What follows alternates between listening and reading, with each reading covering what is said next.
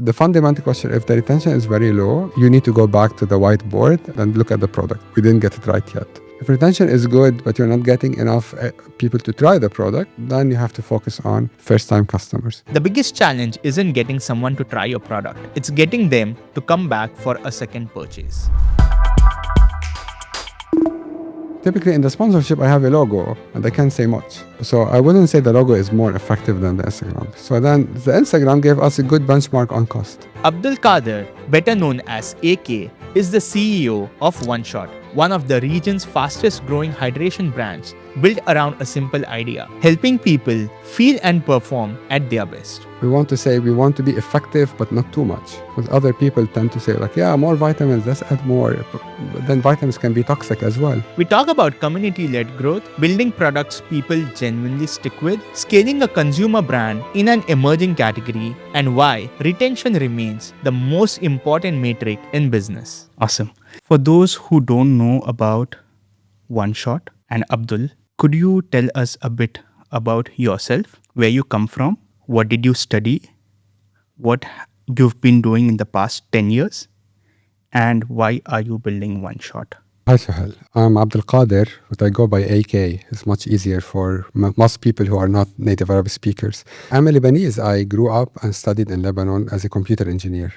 Graduated long time ago, 2004, and then moved to Abu Dhabi to work as an IT engineer. Then I transitioned to management consulting and spent 15 years of my life as management consultant. Suits, decks, presentations, clients. 2 years ago, and actually during COVID, it was clear that there is a big shift in the market. There were like few shifts that were all interesting and coming at the same time.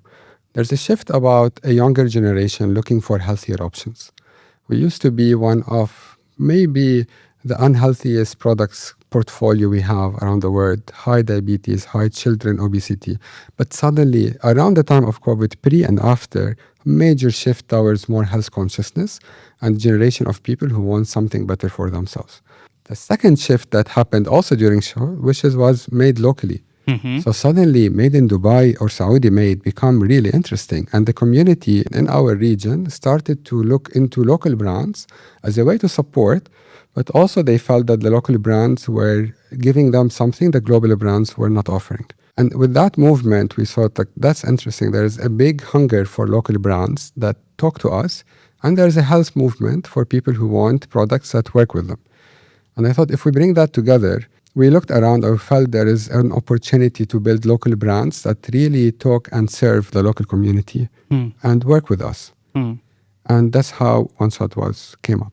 Interesting. Out of all the things that exist in the fitness market, why did you choose hydration? Actually, that's a very good question. We started not even looking into the fitness market. We started with the idea of we want to build local brands that serve the local needs and tastes of the local community. And we started looking broadly, and actually we found white space for everything. So for anyone who's interested to building local brands, there are really opportunities on every shelf in any supermarket.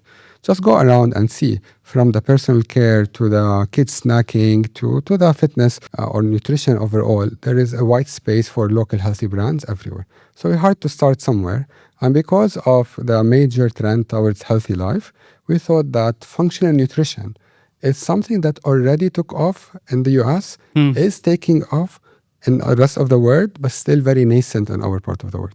So we thought about why don't we build a brand that provide people an option that's healthy and really good taste, but also supports some sort of a function. And we planned it to be a multi-function, but we had to start somewhere. So now we said hydration is a really core foundation for everything else we need. So it's really step one rather than the ultimate goal.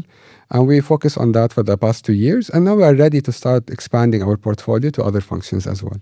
Interesting. Were you in fitness before starting this brand? Not really. I was part of these people who were not very healthy and they wanted to be healthier. Like, it's a part of that transition that happened. And a very personal story, nothing really out of this world. But on this journey, I really needed, like other people around me, we wanted something to help us in the journey, not necessarily the super athletic route. So there is a market for people who are taking fitness like properly, professionally, I would say.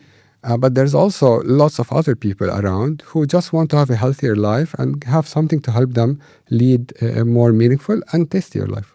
Interesting. They say the fitness market is booming in the Middle East, especially in the UAE and Saudi. Do you see that happening? 100%. If you look at gym penetration in Saudi Arabia, it went from almost negligible to almost one of the highest gym penetration per capita in the world over the past 5 years. Massive growth. Every corner in Dubai has a gym, and every corner in Abu Dhabi has some fitness club of sort. And in Riyadh and Jeddah and major cities, you find it on every street. So there has been a massive adoption of people trending to be more active and taking more care of themselves, no doubt. Interesting.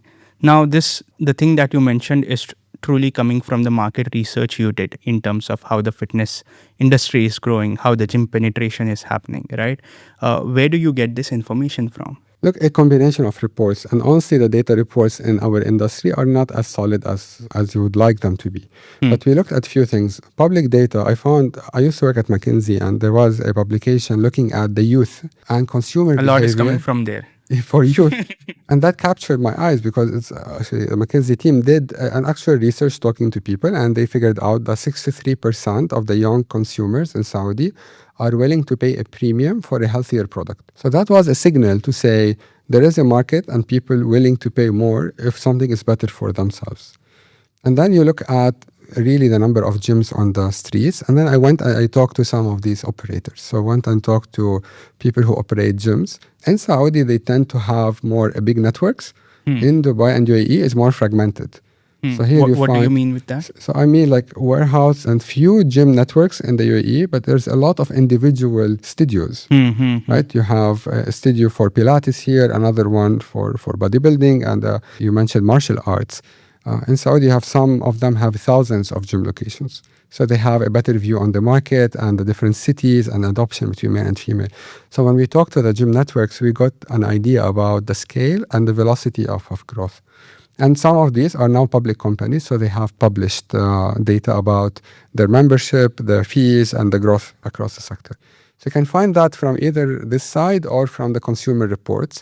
We also bought some consumer reports that talk about consumption rate of sport drinks, supplements, and others. They're not perfect, but they give you a clear indication on the growth. Makes a lot of sense. Now, the product in itself looks very simple. Like you put the powder in the water, you stir it, and you drink it, right? But what really goes behind making that? And what really goes in making that as a business? On the product formulation itself, I thought it's actually very easy and it's very challenging at the same time. So I don't come from this industry. I come from a technology digital industry and consultant. So I'm the guy who can do the research, not the chemist who can formulate. So the first thing we did is we went around the world and we tried to find some labs who specialize in nutrition products. So we talked in some labs in the US, Germany, India, Turkey, Eastern Europe, all over the world really. And we wanted to really figure out who's the right partner for us. And eventually we landed on a German lab. The EU standards are the strictest, are the most strict standards globally, way more strict than the US standards. So For the UAE. For EU. So the EU standards. Okay, Europe, yeah. So if you work with any lab in Europe, they have to abide by their own regulation. So by default, they are working under EU regulations, and they are very strict compared to what you get anywhere else, even more strict than the US. The US is slightly more liberated. In the Middle East, we are actually closer to that, closer to Europe. If you look at our regulation, what I discovered, the Gulf standards that apply across the region are very close to the World Health Organization, very close to the EU. A bit stricter than the US.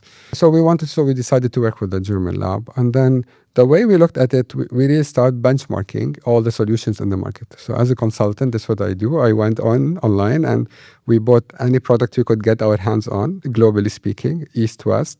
We looked at the ingredients, we looked at their marketing, we figured out their positioning. And very quickly we realized there are really three, if you want, buckets of hydration products. There is a bucket which is a very light bucket, I call it. And this has Gatorade, for example, or other sport drinks. They have very small amounts of electrolytes or minerals. There are really some flavors with a pinch of something. So functionally, they don't cross. You can't make any claim out of that. You can't say this helps you. Really, it doesn't. Not with the quantities. Then you have what we call the lifestyle, which we decided to go with. And then there's the pro versions. So the pro versions in hydration will be something like LMNT, which have very high concentration of salt, You need it if you are really running a marathon or doing super exertive exercise. Like if you are really sweating for 2 hours, you need the extra sodium. But you really don't need it for an everyday life. So if you are maintaining your life and just going about it, you want to be in the lifestyle. This was clear from the research. So now we went with the lab, with the Germans, sat down for many, many weeks and really go ingredient by ingredient, figure out what do we need, what's the right amount. It's very regulated space, so we cannot cross certain threshold. We want to say we want to be effective, but not too much. Because other people tend to say, like, yeah, more vitamins, let's add more. But then vitamins can be toxic as well. True. I want to avoid that. So we really came up with the thresholds that are helpful and work for an everyday life for everybody, rather than being a solution for acute cases. The other element of the formulation is actually the flavors and the tastes. And we didn't want to really import. Actually, most of these supplements don't taste great, I have to say. Like, I was really annoyed by when we did the benchmarks. It was hard to go through all of that. It was really difficult. But also some flavors are very anchored on, I would say, the Western taste, the flavor, which could be okay for many people, but we wanted our own flavors as well. So we started with pomegranate, or we called it Rumman Twist from the first day. It's a very Middle Eastern flavor and more Eastern pomegranate. And it really resonated well. It's like one of our best sellers by far. Oh, We stayed with what I would call the vanilla, but the most common, like lime and lemon is really universal. But we had some, and then we moved to hibiscus later on, which is very local as well, flavors. So our review of a local brand, we need to meet the needs, but also the flavor taste profile of our community, rather than to sell something to the other parts of the world. so you see US as a benchmark or the country where they have built world-class brands in fitness? In consumer goods, in general, there's no market like the US, like globally, by far. When I looked at sport drink consumption per capita, in our region, it was almost negligible in the cents, not dollars, and cents.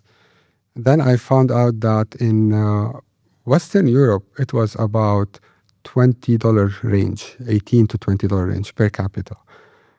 For some reason, Asia, Australia, parts of China was like about 45. And then the US market was $85. Damn. So the delta is completely different story. But that market also has it's very intense, very competitive, has its own requirements, ways to win that. But if we want to say we model it around probably UK, I think closer to our region than the US. So in terms of sizing and the market we go after, we will look probably at Western Europe more than the US. We look at the US as a future trend, what will come in 5 years. We look at Europe for what will come in 2 years. From when you started till now, has the graph increased in the UAE for fitness consumption? Yes, significantly. And in our region, the market is small, limited by supply, I think, more than demand. So if you look around, I think there's more people wanting to get good for you, healthy options than there are really options on the shelves. Really? Fully. If you look at the shelf, you will find, of course, it's booming. And in the past 2 years, things has mushroomed. But now they mushroomed in certain area. Protein has been on a big rise, huge, in powder or different formats like snack bars or others. Hydration has started to grow. I think some market leaders here started the market and it has been growing. Some others are still in the early stage. Gut health start to be more significant and across the board. But still we are very early stage. If you look again at benchmark of consumption per capita, we are very small and we have a huge opportunity to grow 10x more. Interesting. So out of all the data that you had, you decided UAE to be the starting point? Like the first place to start with and then go to Saudi, or Saudi was the first one? To be honest, we wanted to start at the same time. The plan was to launch, there is no issue. Both the places. But we hit a regulatory block. In UAE, for supplement, you need to register with Dubai municipality if you are in Dubai. And that goes around the SLA on the application is 10 days. It might take a few more days, but it's in the weeks. In Saudi, you need to register with Saudi Food and Drugs Authority, SFDA. The SLA to reply on the first application, 3 months. And it took us 9 months to get the first product in. Like, we had to learn about the application process. We didn't have our documents all sorted out in the beginning, so we take part of that.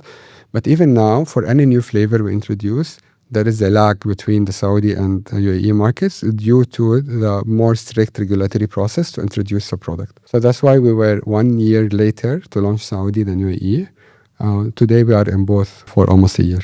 Interesting. Where do you see the next country to be in terms of the potential? After UAE and Saudi, which country in the Middle East seem to have a good potential in terms of fitness product consumptions? If I look at the market in the region, I find that demand is there honestly everywhere. The trend we are seeing here is universal. So we see similar demand in the GCC, Qatar, Kuwait, even Oman. We can see it also in the adjacent countries, even Egypt, Lebanon, Jordan, Iraq. I mean, even the Arab world has enough. And then you can go east, so Pakistan, India, and can go west. So there is a demand everywhere. It's more supply restrictions, and ability to enter the market is a challenge. So the bar to enter every market is, again, the challenge in our region is fragmentation. Every country has its own process to register. Every product needs to be registered. You need a local distribution system. You need a local presence. So you need to repeat the process, a new business license, a new agent, a new setup, and then even if you want to talk to whatever delivery channels, let's take Talabat today, it's a different person. It's not that you work with Talabat and UAE, open Kuwait, you are live. You have to go and find a new person, convince them about the product. So every market entry takes a lot of effort by itself. And now it's a question about where's the easiest and fastest way to enter a market more than how big the market is. Understood. From our approach. Understood. For someone who wants to build in the fitness space, a brand in the fitness space, how hard it is for him to penetrate through or get the licensing done and all the procedures that is needed. Is it possible for someone who is building solo and then he does his research by himself, test the market and all of that? Or do you really need like a big team, or if not big, maybe 3 to 4 people in order to build it? I can tell you today, the business infrastructure in the region and globally is set in a way that you can launch a new brand as a single person and very quickly and very cheaply. So if you have an idea, you want to take it to market, it will cost you probably $100K to $200,000. I would say maybe even with 100, depending on the MOQs and the design and what have you. But it's not prohibitive. It's like something you can easily get to market. But that's a very different story than a brand that wants to survive and grow. So the barriers to entry are very low, particularly in UAE. So you can get it approved within days. You can get your license within 2 days. Yeah. And then you can get it registered and find a supplier somewhere, Eastern Europe, somewhere, India, Turkey, Europe, import it, put it on Amazon, and you are up. Or put it on Shopify, and you are ready. And you probably can do that as a single person. Maybe if you have a friend, it was always helpful and more fun. But you can. But then the real question becomes, like, you are now on the platform, but nobody knows about you. And then you start to hit the marketing issue. And marketing today is very expensive. To just get a new brand that nobody knows about, to be recognized, you need to do a good combination of online and offline engagement. And this is where we come to the community building. But even the online is becoming very competitive. Everybody is online today, established brands, mega brands, and local brands. So you are competing on the attention of people, and that kind of return on investment of marketing that used to have on e-commerce used to be really good is like history. It doesn't exist. So you have to be ready to really burn a lot of money in the first year or two until you have a repeat customers. In most cases, you lose money on every purchase in the first year. Every time you sell a product, you're losing money. That's the economics. If you find a way to do that profitably, call me, please. And then until you scale to a certain level, until you get to Bugadnon, people start to repurchase again, and then you get this. But in the first year or two, is really expensive from a marketing perspective.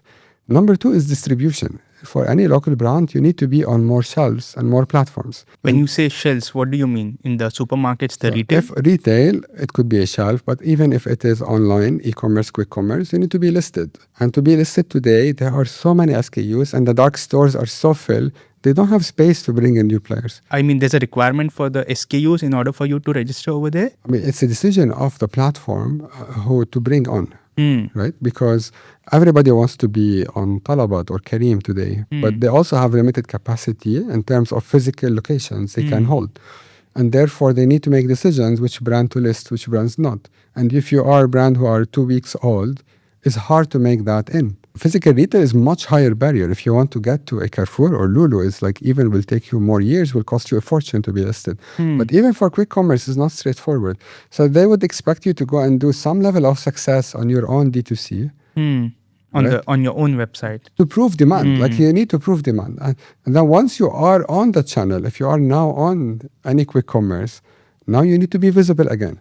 Because there are 50,000 SKUs there, all fighting for attention on this mobile screen, and you need to be visible. So you need to do more things on the platform. To launch a new business, super easy. I can plan it with you for like 3 to 6 months you're in the market.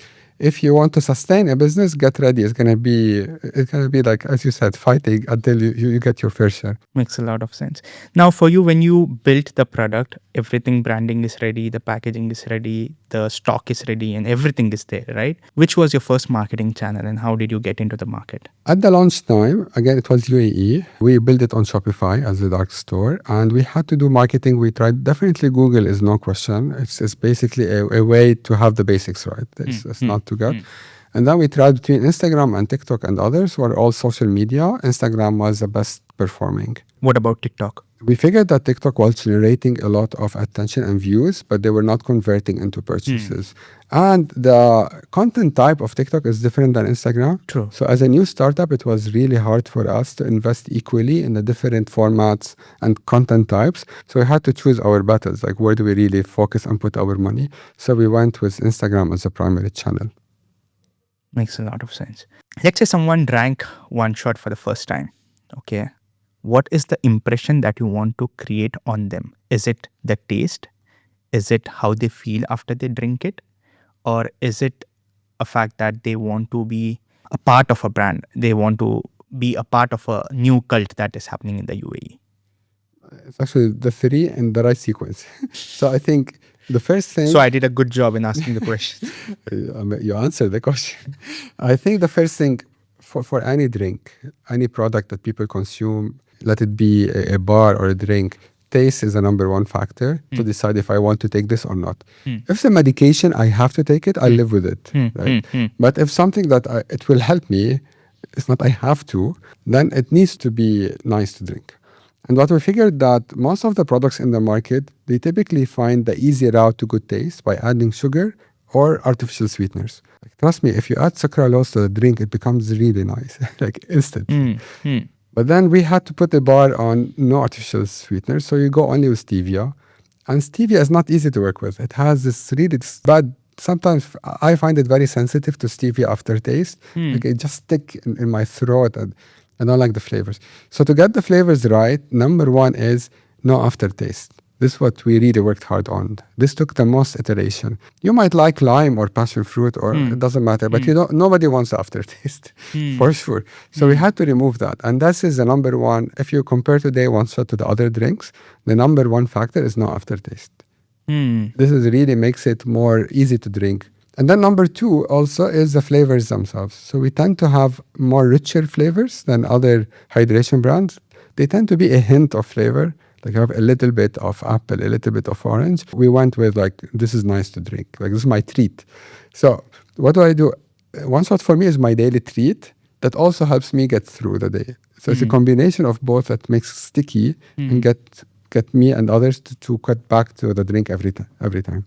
Makes a lot of sense. Eventually, it's part of your lifestyle. Eventually, we want this to be a part of who you are and how you look at yourself. So people believe that they take care of themselves, take healthy choices. They're also high achievers and they want to do things and they want to push it and keep going. And with that, they need maybe a little bit of push to stay up in the game, to keep their body operating at their best. So our motto was to feel and be at your best. And this is our mission as a brand. We want to help people to always feel and be at their best so they can achieve whatever they are set out to do. Interesting. I mean, you've been very active at events, fitness communities, sponsoring. Oneshot is there everywhere, right? So what are some of your learnings you had being active on the offline space, in the event space? Yeah, I'll let you know. Look, when we started the Oneshot, we realized we are the underdogs, right? We are the smaller brand, smaller budget, fighting with well-established brands that are everywhere on every shelf. And we need to be seen and known. And we are also a drink, so people will not get the idea about it from looking at an ad. Like if you just see something written, good taste, you wouldn't get it. So we quickly realized that our advantage versus the bigger players is to be part of the community and be fully integrated. So day one, our first hire in the company was a community manager. And that person's role was very simple. Be out, be part of the community, and really join and support and participate. And anyway, give the people opportunity to interact, try, taste, give feedback. And for me, it was good to hear back from people immediately. So I was part of all these events initially, and today I still join many of them. The reason is I want to have direct interaction with our customers. I will hear the feedback, too strong, too little, I love this, what I like, what I don't like, the packaging. And that's very important to do that early on. It does cost a bit more initially because it's physically, and you only interface with a small number of people. So if you put an ad on Meta, you can reach 100,000 people. If you go on events, you can capture 150 to 100. My lesson learned is avoid large events at the beginning. If the event is really large with thousands of people, nobody has time or attention span to engage. So we went with really small 20 people events. And it doesn't give you the blast radius you want, but it gives you more meaningful interaction. So out of the 20 people, probably 15 will try the product and 5 will share something meaningful with you. That it will be very hard to get when you are part of 200,000 people, 1,000 other guys looking for their attention. So do smaller events and then scale from that. And the idea here, at some point, within maybe month 6, we started getting people say, oh, I saw your ad yesterday. And now we were there. And this will start to click. So when the online, offline work well together, the magic starts to happen. Interesting. So quality over quantity, huh? Over here. I think both quantity online, quality offline. And, Okay. And that's what I would suggest for new founders. When it comes to taking feedbacks from customers, how do you take them? Do you take them personally, or is so it my data-driven, or how is it? Of course, we look at the data as an e-commerce. You have your dashboards and you look at it. But also we try to reach out to people. And my co-founder, Christelle, and we always tend to find a number of people, send them by WhatsApp and say, hi, I'm AK. I would love to hear from you. Sometimes they reply, sometimes they don't. But whenever they reply, we have a good conversation. And either they share a good feedback or they tell us something we didn't know about the product and how it's being used. And I think it's important for the founders to be in touch with the people and not to be disconnected behind numbers. The numbers hide a lot of the realities. Also, we are always on the customer care support. So every message comes to my inbox as well from any customer. So we see what people are happy with or what they have challenge with. How do you calculate the ROI of a sponsorship that you do? I find that very difficult, but now I have a model, finally. Let's break that down. And now I break it down into, for any marketing, it's typically you have exposure and you have the level of quality, quantity, if you want. And the quantity is typically exposure, like how many people have seen the ad or have seen you. And the quality is how much they engage with you. So when I decide on the sponsorship, I want to decide if this is an event that will give us visibility or is an event that allows us a meaningful engagement. So you decide that before going? It depends on the event and the sponsorship. If you have your logo somewhere where people are playing paddle, it's really visibility. If you have a place that's at 30, 50 people, a Pilates, a gym, a workshop, even a business workshop where we have a stand, we have people and serving and talking, that's more engaging. So if it was visibility, I compare it to our metrics on Instagram. Very simple. I go to Instagram and say, if I place an ad today, for X amount of dirhams, I can get 1,000 views. So CPM. So that's a cost per view. And by the way, on Instagram, I have a space, like small space, but I can say something. I can say one shot, electrolytes, good for you, great taste, something. Typically in the sponsorship, I have a logo and I can't say much. So I wouldn't say the logo is more effective than the Instagram. So then the Instagram gave us a good benchmark on cost. To say for every CPM, it will cost you X number of dirhams. So this event, how many people are expecting to come? How many people will see the ad? How does it compare? It doesn't need to be better. It needs to be like relatively small. Because some events or some sponsorships are way more expensive, in our opinion. You can achieve a higher level of visibility by going online. Some of them are well priced and they allow you for the higher quality. So if there is an opportunity for quality, like we have a booth, we have a way to engage, then we add that as a premium factor on our calculation. And definitely that's after all the filtering on, does it align with our brand values? Is it the right audience? Like all the qualitative analysis, I'm talking now purely on the numbers and quantitative view. Makes a lot of sense. So fitness communities are very sharp. Like they know when a brand is really genuine or they are trying to sell them something. How do you balance that and build trust with these people? I think you're right. And overall, people now are more shrewd in terms of understanding marketing approach.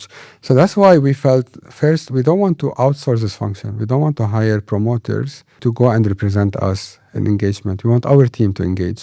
So that's why I told you the first hire we had is our community manager, because when she is out and engaging with the people, she really represents the brand. She's the voice of our brand.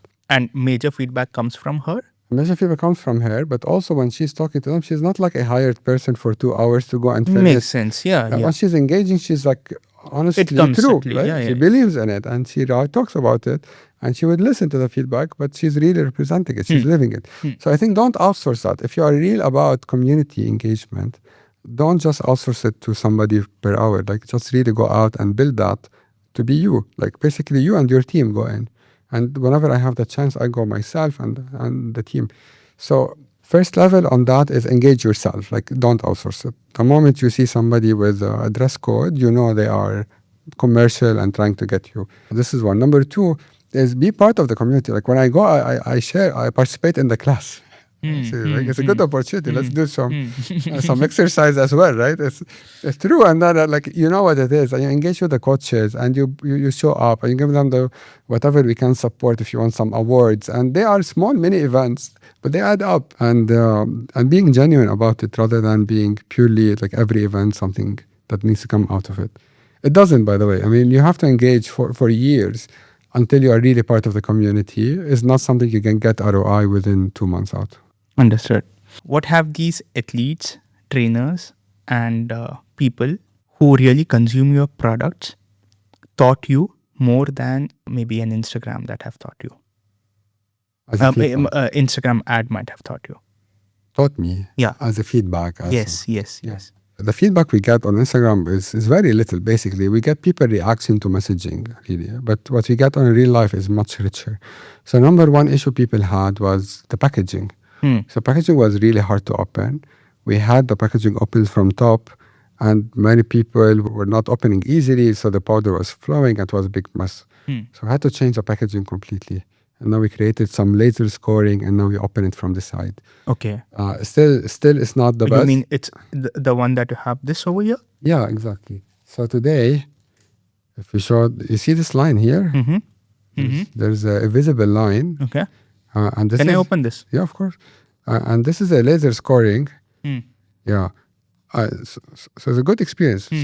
It's for the first time. It's still not, now you get Nice, it. yeah. So once you get it, it works. Look, for me, it's very easy to open. But you just get the hang of it. But for the first time, it's not that easy, honestly. And sometimes people, so this continue to be something we need to work on more. But we are really trying to balance the safety of the product inside. So we want to be really sealed. Okay. Versus easy to use. And that balance is really hard, because if you make it really easy to use, it can break. And number two, it can also get some humidity in or others, which is really not. So I want to seal it really well and have it as easy. This is the best solution we get. But this feedback we got from the clients. The other feedback we get from clients is we understand that different people like to drink the product at different levels of concentration. So some people find it too sweet if they drink it, and they ask them like, how? They say like, we're adding it to 250 ml. We designed it, and we say on the boxes for 330 to 500 ml. So some people like it very full flavor, and they like it to be diluted in less water. Others would like it light, and they put it in 750 ml or 1 liters even, and then drink it throughout the day. So that would be that was interesting to see different people engaging. I think this is an advantage for a powder-based drink compared to ready drink, that you can really decide how much of that you want and the level of intensity of flavors you want. Interesting. Yeah, I think even I should try it. I would love it, yeah. I'm not sure the quantity of water that I have in the glass is sufficient, or it's just too much. So we need to fill it up again. Yeah. Thank you. So allow you enough space to stir, but definitely you need to stir it because the powder is still on top. Or leave it a little. Yeah, maybe. It will dissolve. Yeah. Interesting. Out of all the things we spoke now, and out of all the things that you are keeping as your top priority, which is that one metric that is a non-negotiable for you at this point, or at this point where the business is headed or where it has arrived? I think if there's one metric that tells us if we are on the right track or not, it will be retention. So how many people who tried or bought OneShot come again? Because that metrics tells you that there is a long-term relationship being built with that customer, and that tells you that product worked somehow. Because the first purchase might be curiosity. I would like to try it. Too many ads. Maybe it's time to try this thing. It could be a friend advised you, curious about something new. But if you buy again, it means it worked for you. Something worked. The flavor, the combination, the effect, you feel it, something. So the number one thing, if we are not getting enough retention, means something is off with the product. If we are getting retention, then we can optimize marketing and how to reach more people, like offline, online community. But without the retention, we have nothing else to offer. Like we cannot, I told you, we almost lose money on every first purchase. So it will only make sense from a business perspective for people to stick to it. And that's the number one thing we look at. How do you fix retention? Fix. Oh, when you say fix retention, you are now trying to force feed the product. Like you shouldn't really. I mean, you can improve retention. But if you fix retention, you have to go and fix your product, basically. If the product is working, retention will happen almost automatically. It can be facilitated by some level of reminders or offers or some sort of things to keep you going. But now if you drink OneShot and you don't like it, nothing I can do will convince you to buy it again, right? There's nothing I can advertise. I didn't like it. I tried it, it's off. But if you liked it, maybe it's a bit too expensive for you. And maybe you liked it, but you have other products as well you are trying. And maybe you liked it, but not this flavor. Then there is something we can do about it. But the fundamental question, if the retention is very low, you need to go back to the whiteboard and look at the product. Say, we didn't get it right yet. If retention is good, but you're not getting enough people to try the product, then you have to focus on first-time customers. And as a new brand, you do a lot of first-time customers, but the metric is not how much you are selling first time. The real metric is how many came back. Now, let's say, for example, we have these 5 different flavors. Let's say there are 4 different flavors. One is extra here. Now you have retention on this one. Second stands this one. Third is that one. And that has no retention. I mean, there's no repeat purchase for that at all. How do you strategize in terms of fixing and making sure that picks up from there? What we realized in our own wares is that we started with 3 flavors: lime, pomegranate, and passion fruit. And the 3 had different profiles. They are not just different fruits, but they have different taste profile. Lime tends to be lighter. It's a lighter on flavor. Roman or pomegranate tends to be full flavor, full body. You try it now. It's like full color, but it's really full body. It's a full juice almost. And passion is a bit on a lighter, sweeter drink. So what we realize is that they speak differently to different people. The people don't share the same palate. Like what you like, maybe not what I like. And we figured out there are clear winners. When we started, passion fruit was a clear winner. But the other 2 were not lagging too much behind. It's not that we had the 0 and the 100. But if you want to have 60, 40, 40, for example, if you have the full portfolio, probably 40%, 30%, 35, 25. But then we realized the lime people, for example, will not drink anything other than lime. They're really lime, like that's it. They will buy 6 packs of lime. And typically, when we ask them, they typically drink it lighter even, 700 ml, typically in the gym. So there's a typical use case for that flavor profile. The people who like the more sweeter kind of taste, they like the passion fruit. It's talk to them more. So when you can start to map different personas or different customer profiles to different flavor profiles. And you start to serve them all. And some will be more than rest. If something really doesn't work, it's off, people didn't like it, you just kill it. So far, we didn't have this problem at all. But we definitely have different. When we go to the Saudi market, the pomegranate is by far the number one. It's very locally sensitive as well. So the local population are clear on this drink, more than passion. Is it something to do on the cultural side? Yes. If you go today to any juice, this is what I did. You go to the juice shops in Saudi Arabia. You'll only find 2 dispensers, pomegranate and lemon. That's it. It's every one of them. So like these 2 are in every shop and every table. So you cannot miss out on them. done. So for us, these were standards, and the passion fruit was a new creative one if you want to add to the mix. In some of the segment by the passion fruit wins. So in different market they go, but so far we didn't hit. So we started introducing new flavors, but we tried to stick to the same profiles. So Karkade, which is the red one here, the hibiscus, is closer to the rumman basically. It's also full body, it's also like, it's a full juice. Then what I don't have here, we had white peach, is the latest one we launched. It's very close, if you want, to the passion fruit as a profile, like a sweeter, lighter. And it's a really, really nice flavor. I think for me, it's the best we have nowadays. And now we are launching a new flavor next month, which will be similar to the lime kind of profile. So it's good to think about different profiles as well, not only names, and see what works for whom. And now when we go in marketing, we try to also reach and target the right group with the right profile.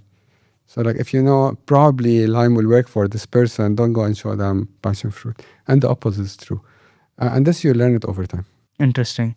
And now in order to get some more insights on which flavors kind of work, have you done any drills visiting supermarkets to see which shelves are filled, which shelves are highest selling, just in order to get a sense of the flavors? Did you do some exercises as such?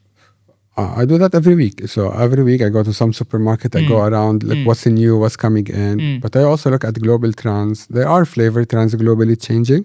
But I tell you, flavors now are a bit of fashion as well. And you need to stay up to date. Because people, if you are drinking this every day, you probably get bored at some point. Even if you love the flavor, like I love the flavor, but I want something new. That's why we try to grow our portfolio. So we'll be 6 flavors very soon this year. Because even if you like them, at least give me 2-3 choices that I can go around. And we find that most people, they buy a bit of a combo that combine multiple flavors. Very hard to find somebody who buy every single one of them. They typically start with that. We have a variety pack as well that give people a chance to try all the flavors. And then they say, I like this and this the most. So they anchor on that. So it's good to create some level of variety, particularly for product that is consumed daily, not once in a while. Interesting. On the online side, let's say there's an order that has come only for this, 6 boxes of this, okay? But you are feeling that if you introduce those people to the rest of the 3, they might as well consider, because it's online, they have not tried it anytime before, they don't know, they know, or they just want to be safe and they'll be like, I'll go with lime. Has there any exercises or? When we launched the product first, on purpose, with I thought we had 3 flavors, lime, pomegranate, and passion fruit. And for every box, we had 2 sticks from the other boxes by default. Like, so if you buy a lime, you'll get 1 stick of pomegranate, 1 from passion, like automatically for free without, you open and you find them. And it was really because of that. We wanted people to try. Then when we had the variety pack, we figured that actually almost 50 to 70% of all new customers start with that. Almost everybody start to say, look, I don't want to make choices let me get the variety pack and let's try them all. So there's a pack that comes with variety. Yeah, so it comes with 30 sticks, 10, 10, 10. I think having a variety pack when you have multi-flavors makes sense. It will always be the straightforward option. Like, don't think about it, just go there. And then once you try them, you decide what to do next. So now people, so this is a typical profile, variety pack, then 2 flavors. We find that many people like 2 more than the others. We find that rumman is a common one. You are either a rumman lime or a rumman passion. Lovely. For someone who wants to build a brand in this niche, in the whole fitness niche, what are some of the mistakes that they need to avoid? So number 1 mistake is don't fall in the trap of it's easy to launch. Because I told you it's very easy to launch, but it's really hard to sustain. So if you are get ready for a multi-year journey in terms of funding, in terms of availability, in terms of your time and commitment. You need to go throughout the case, right? It's very easy to do economics based on unit economics. Say, I can buy it for that much. I can sell it for amazing. Like that Excel works. And then you add import, customs, tax, listing fees, marketing fees, the team, events, sponsorships, and you are in deep red, like very quickly. And you will be in red. If you are not in red first year, there's something really majestic you are doing. Congratulations. But for most of us humans here, we'll be in deep red for some time until we get volumes. So get ready for that. Number 2, have a distinctive angle as well, because people there's a lot, and it's easy to start. So many people will start. Since we started, there were probably at least 6 other hydration brands that popped up. I don't see them surviving. Many of them didn't survive. Others are still, but almost like God knows if they were really pulled, but really hard to pull through.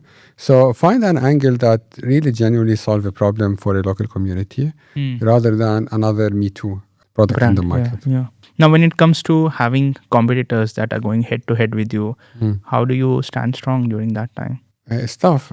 Some competitors are bigger and they have higher volumes and they have deeper pockets and they can outspend us massively. But when it comes to genuinely engaging with the community, that's something that you can spend your way, but you really need to be also genuine about it. So we go through, that's important to have a community-led approach.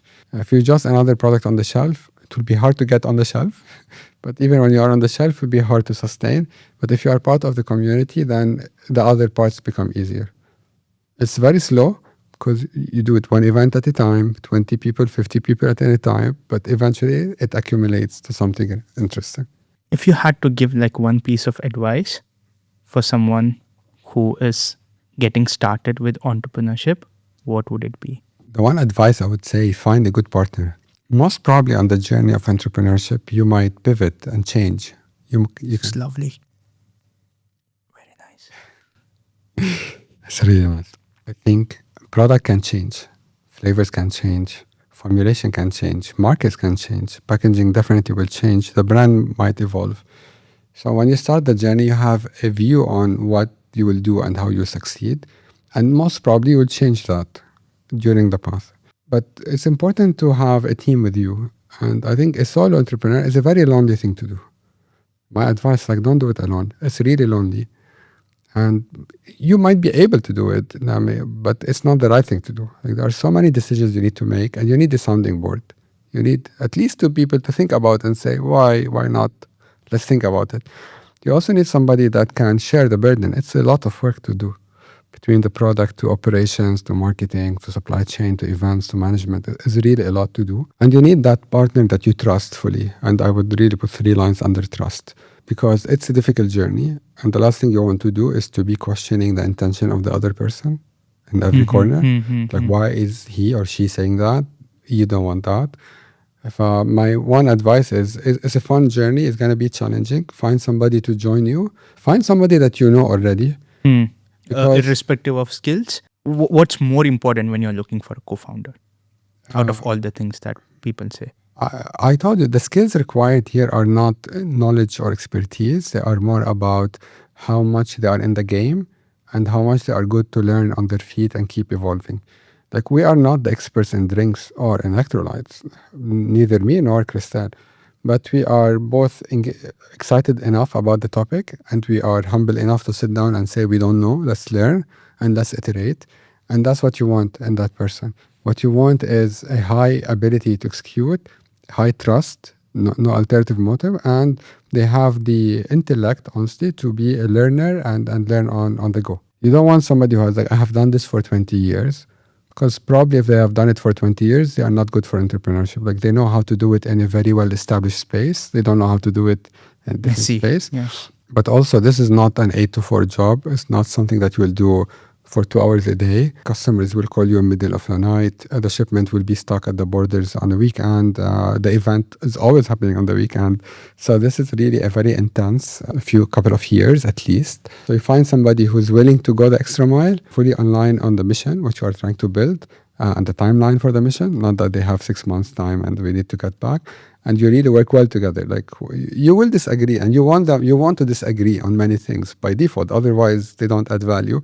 But you want to disagree without intention issues. Disagree on the actual substance. So it's healthy when there's a disagreement? Not healthy. It's the only possible way to move ahead. Otherwise, it's an echo chamber. You say something and the other person clapped you. It's not helpful at all. But the disagreement need to find a way to be resolved. And in many cases, Kristen and I say, look, honestly, we don't know. Let's test it. Like, I have an opinion, she has an opinion, or opposite. So we don't. None of our opinion is based on pure belief. Like, 100% is gonna work. It's an opinion end of the day. I think, or maybe I like it this way more. So let's get 5 people to look at it. Like, now we are building new flavors. So we go and we test the flavors. and we go to Germany and we like them. We come back, give it to 5 people, they don't like them. So like, we're going to kill it. Like, I really like this flavor. We did one green apple. I loved the green apple. It was really nice flavor, I thought. But then we gave it to literally 10 people, and it was, 3 people like it, 2 didn't mind it, 5 not that much. We said, like, forget it, we're not going to do apple. So even both of us would disagree, but even when we agree, we might still decide to go other way. Let's say you have a strong belief that it would work. You test it out with 10 people, but the instinct inside you is still saying, no, Apple is something that would work. Would you take that bet, or would you consider the feedback that you got from people? No, I wouldn't take that bit because I learned early on, I'm not building products for myself. I'm not the customer here. I might really like a certain thing, but I don't represent our customer groups. I'm one of them. So at least I need to like it. But there's a one bar I need to feel this is a good product. It's a product I would take myself and my family, and I will feel proud of it. I will feel comfortable with it. But doesn't mean it's good for everyone. I think I have enough humility to say I'm not the customer. Listen to the customers. If they don't like it, they don't like it. Full stop. I might go back and tweak. And now what we do is go say, why? What you didn't like it? Is it too sweet? Is it too light? Is it too heavy? Is it too X? What if you do that? Maybe you iterate. And we did that a lot. I mean, we have been working on a new product now for probably 9 months, and the iterations didn't land yet. We finally landed 2 weeks ago. But it really took many iterations. And for us to like it. Now it's time for the customer. So now we've got samples and we are getting more people to try that. I hope they like it. Otherwise, we're back to square one. A lot of entrepreneurs that I speak to, they say start messy. They say go and do it. They say just go with it without waiting for perfection. In your case, in your scenario, how do you see that lens? I tend to agree. I think I told you I used to work in consulting, and we used to be very fast because we were developing our own work, which is more knowledge work, and very fast. When I started this journey, the world is very slow. Nothing moves. The regulators take their time to approve. Factories take their time to ship. Customs take their time to review. Partners, everybody. Events get delayed. Everything goes very slowly. If you were to work on how the world moves, you would be dead.